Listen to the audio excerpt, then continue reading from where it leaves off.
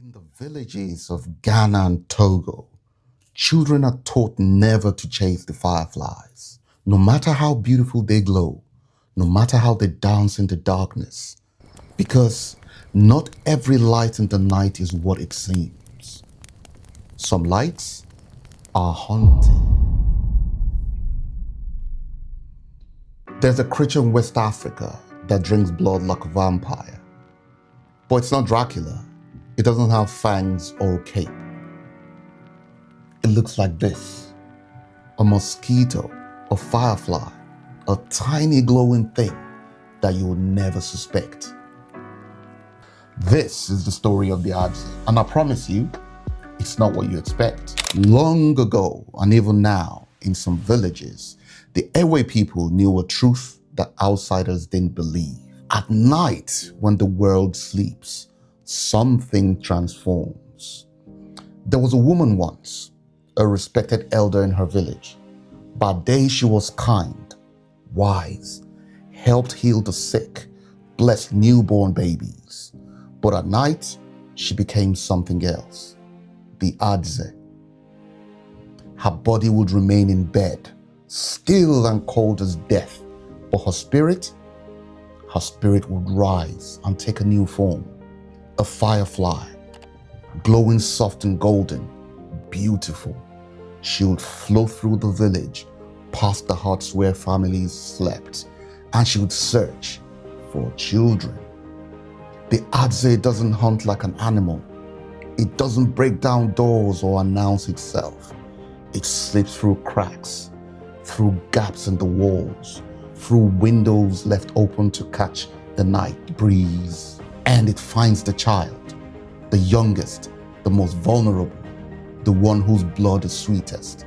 It lands on their skin, soft as a whisper, and it feeds. The child wakes the next morning tired, a little pale.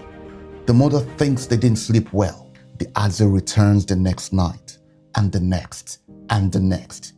Each time the child grows weaker, stops playing, stops laughing, lies in bed with a fever that won't break. The healers come. They try every remedy, herbs, prayers, offerings. Nothing works. Until the grandmother, the oldest woman in the village, takes one look at the child and says, the Adze has marked them. The family knows what that means. Someone in the village, someone they know, someone they trust, is hunting their child. By day, this person walks among them, smiles at them, shares meals with them.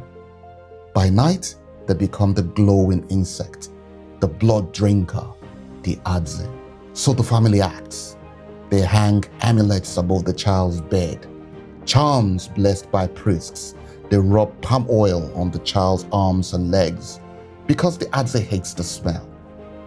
They seal every crack in the walls, close the windows, hang mosquito nets, and they wait. That night, the firefly comes again. It floats outside the hut, glowing, pulsing, searching for a way in. But the cracks are sealed. The net is tight. The child is protected. The Adze circles, frustrated, hungry. And then, as the first light of dawn touches the horizon, it flees. The child begins to recover. Color returns to their cheeks. They sit up, they eat, they laugh again. The Adze has moved on for now.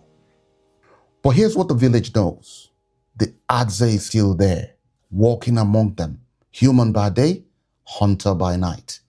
And the only way to stop it, truly stop it, is to catch it. Trap the firefly before sunrise.